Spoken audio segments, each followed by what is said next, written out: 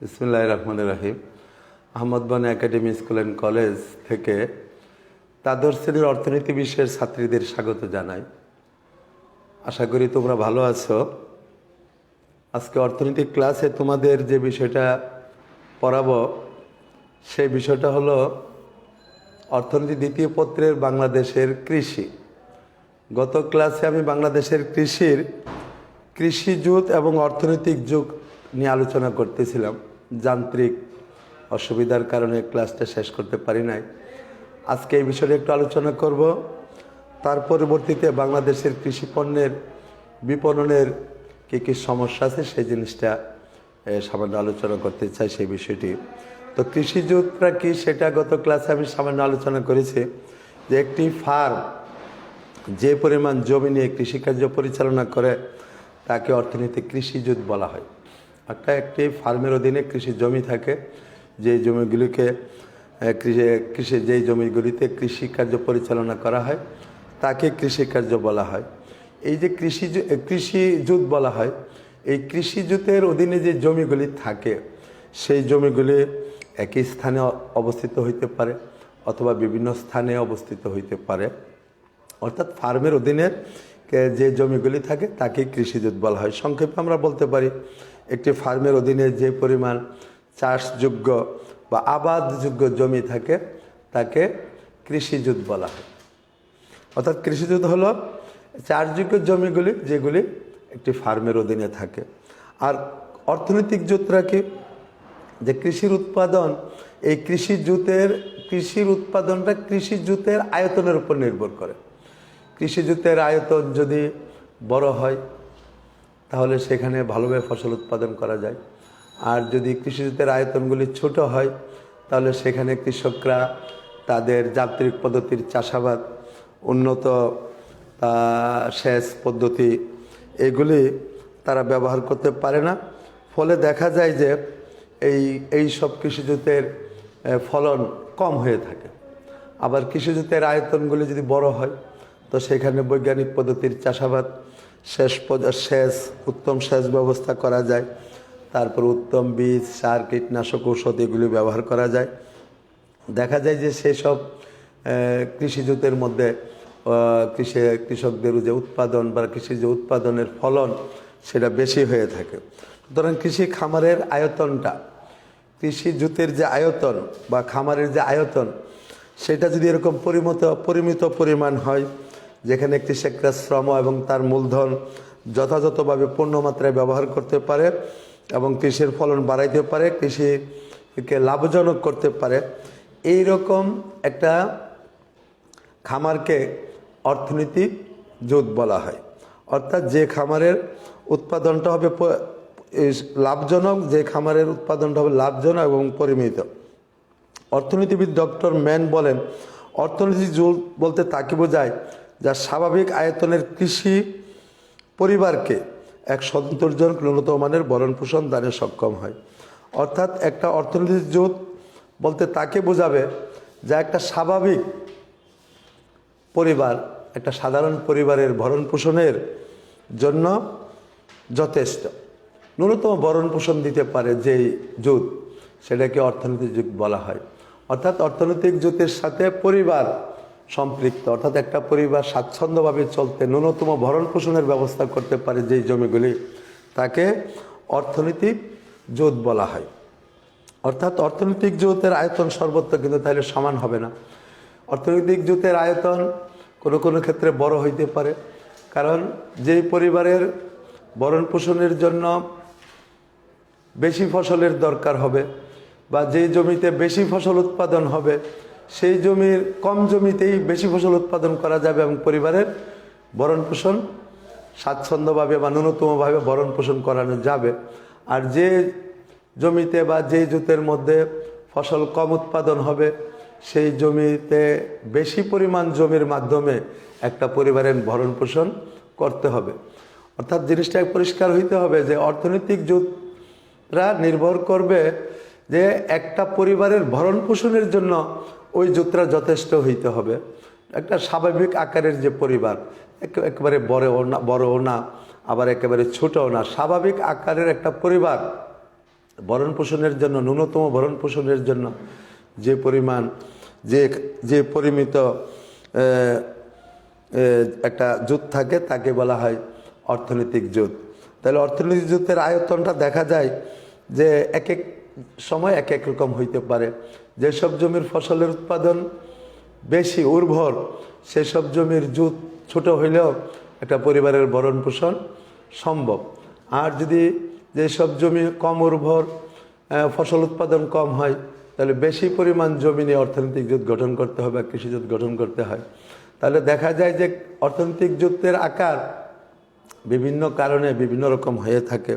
এটা কিসের উপর নির্ভর করে? যে জমির প্রকৃতির উপর নির্ভর করে। জমির প্রকৃতিটা কী রকম হবে? জমির প্রকৃতি যদি উর্বর হয়, ফসল বেশি উৎপাদন হয়, তাহলে তো অর্থনৈতিক জোট ছোট হইলেও চলবে, অর্থাৎ জমির পরিমাণ কম হইলেও চলবে। আর যদি উর্বর জমি কম উর্বর হয়, তাহলে সেই জমি বেশি পরিমাণ জমি নিয়ে অর্থনৈতিক জোট গঠিত হবে। জলবায়ুর উপরও অর্থনৈতিক জোট নির্ভর করে।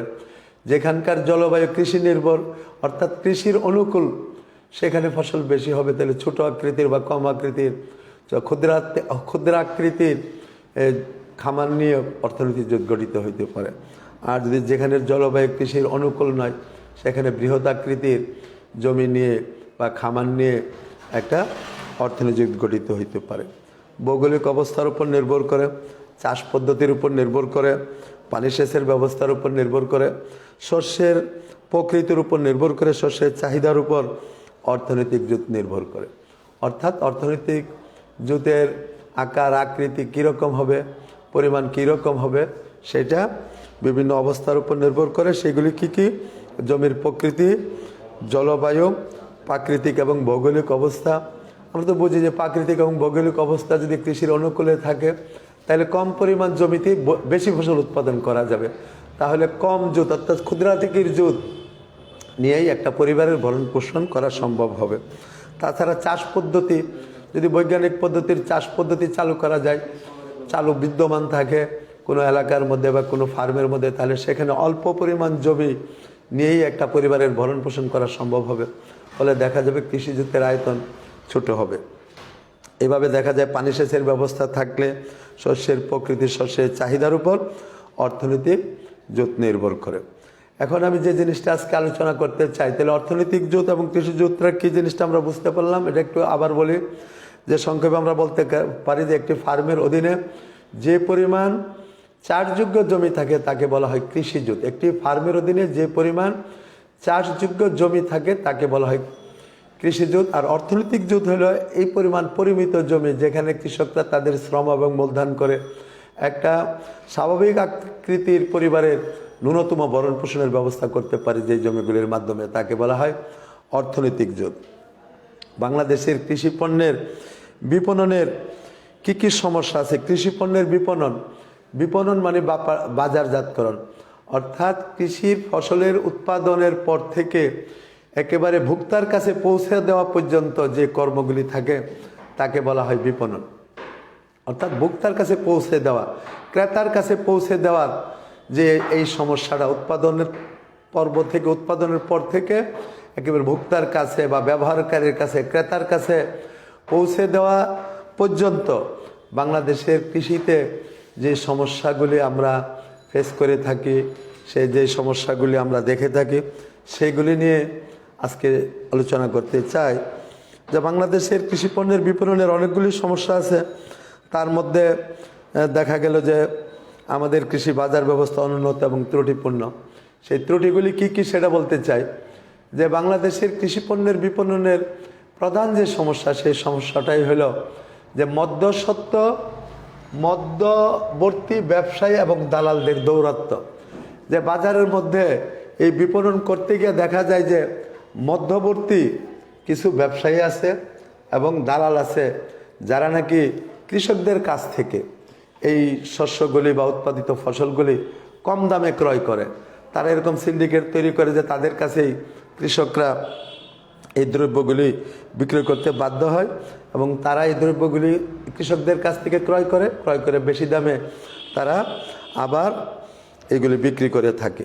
এই সমস্ত মধ্যবর্তী ব্যবসায়ীরা হইল ফরিয়া, দালাল, মজুতদার, আড়তদার, ব্যাপারী প্রভৃতি বিভিন্ন নামে তারা পরিচিত।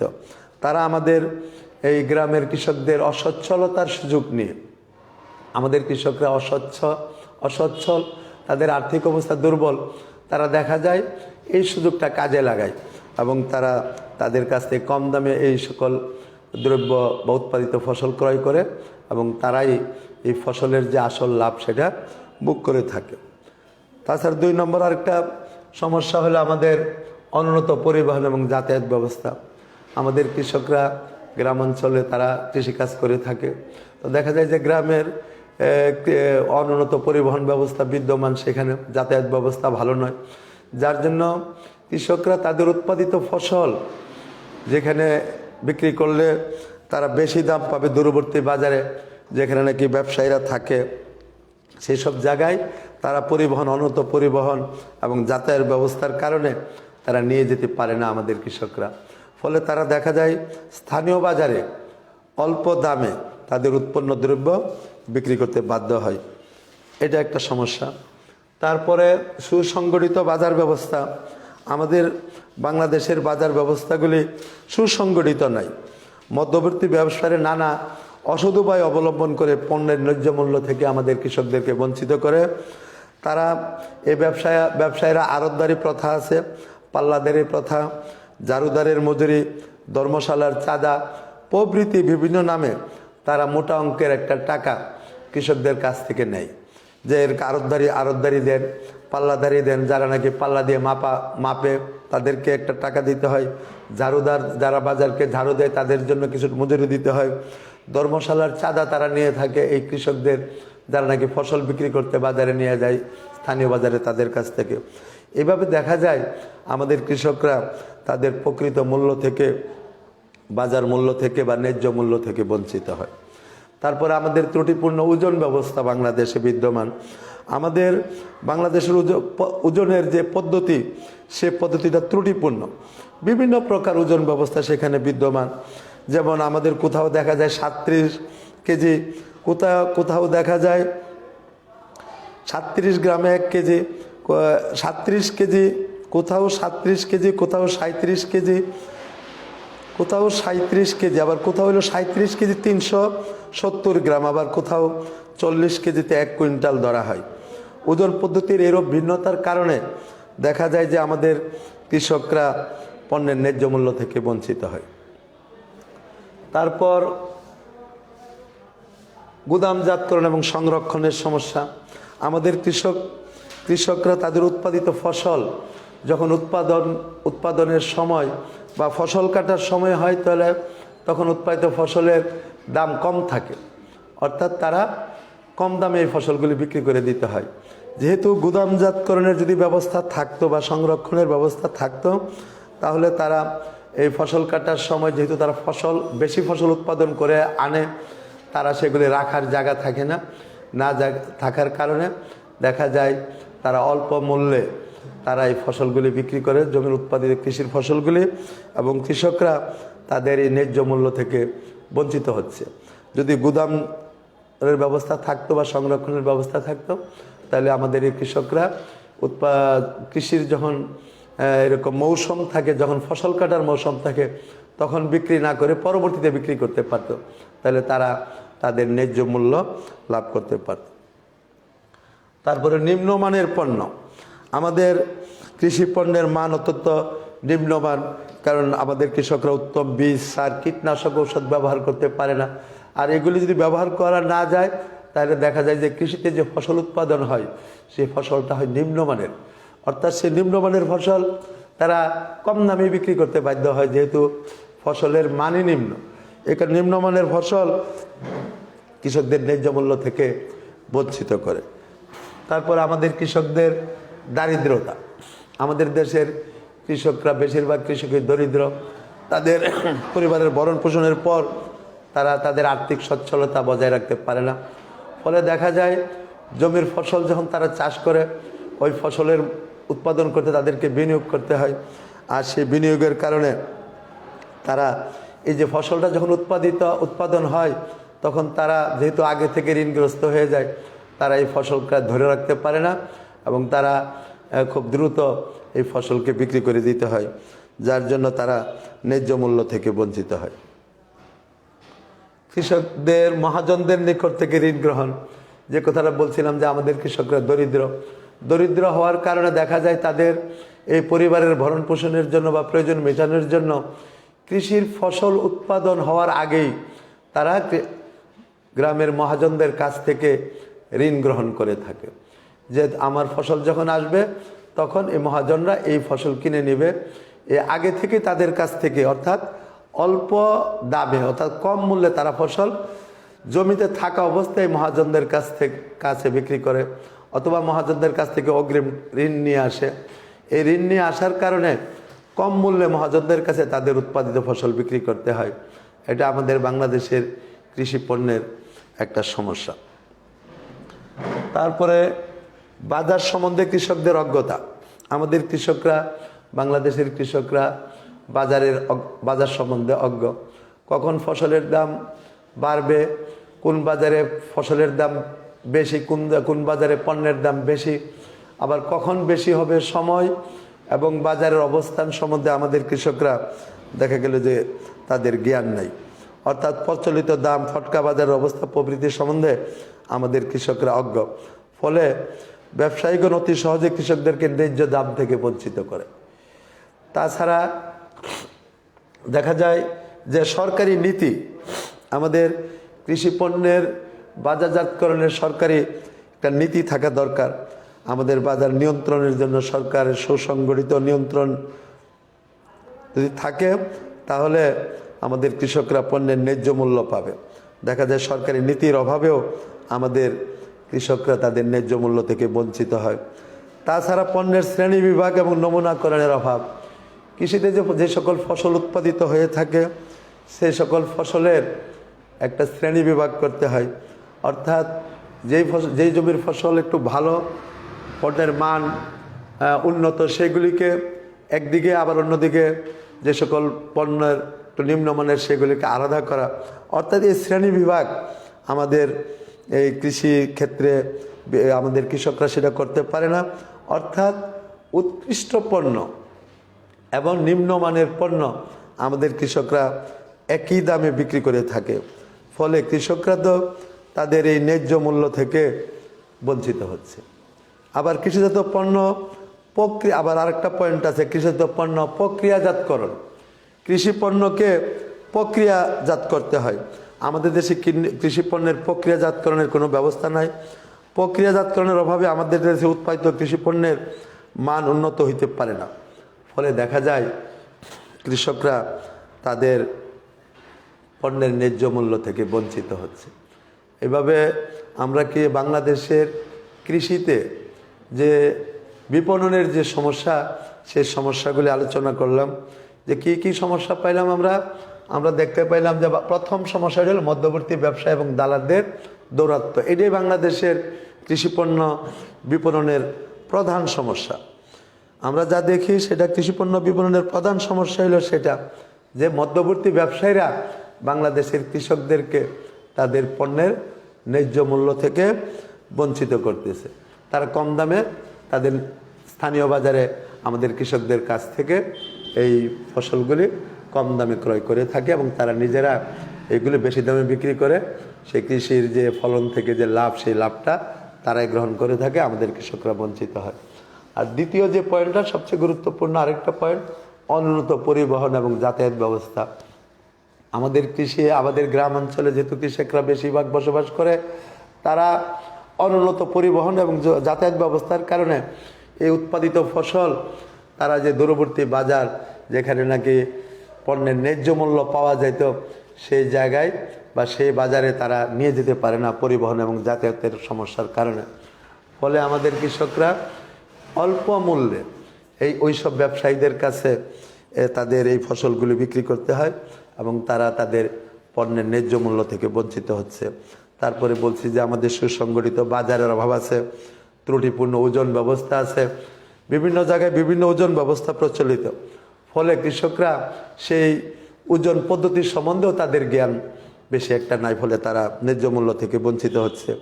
তারপরে তাদের কৃষকের যে সকল ফসল উৎপাদনের সময় ধরে রাখা, উৎপাদনের সময় দাম কম থাকে, ফসল কাটার মৌসুমে দাম কম থাকে, কিন্তু সেটাকে যদি গুদামজাতকরণ বা সংরক্ষণের ব্যবস্থা করতে পারতো তাহলে আমাদের কৃষকরা পণ্যের ন্যায্য মূল্য পাইত। সেটাও তাদের ব্যবস্থা না থাকার কারণে তারা ন্যায্য মূল্য থেকে বঞ্চিত হচ্ছে। তারপর নিম্নমানের পণ্য, কৃষকদের দারিদ্রতা, মহাজনদের নিকট থেকে ঋণ গ্রহণ, কৃষি বাজার সম্বন্ধে কৃষকদের অজ্ঞতা, এইসব কারণে আমাদের কৃষকরা দেখা যায় পণ্যের ন্যায্য মূল্য থেকে বঞ্চিত হচ্ছে। এবং বাংলাদেশের কৃষিতে এই কৃষি পণ্য বিপণনের এই প্রধান সমস্যা, এইগুলি আমাদের অর্থনীতিতে বিদ্যমান। এগুলি সমাধানের উপায় আমাদেরকে খুঁজে বের করতে হবে। বাংলাদেশের কৃষি পণ্যের বিপণনের সমস্যা কিভাবে সমাধান করা যায়, এইগুলি আমাদেরকে বের করতে হবে। এবং আগামী ক্লাসে আমরা কৃষি পণ্য বিপণনের যে সকল সমস্যা আছে এবং এগুলি কীভাবে সমাধান আমরা করতে পারি, আজকে সমস্যাগুলি আমরা আলোচনা করেছি।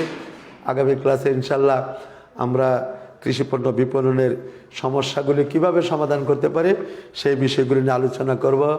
সবাইকে ধন্যবাদ জানিয়ে, আগামী ক্লাসের আমন্ত্রণ জানিয়ে আমি আমার ক্লাস আজকে এখানে শেষ করলাম। আল্লাহ হাফেজ।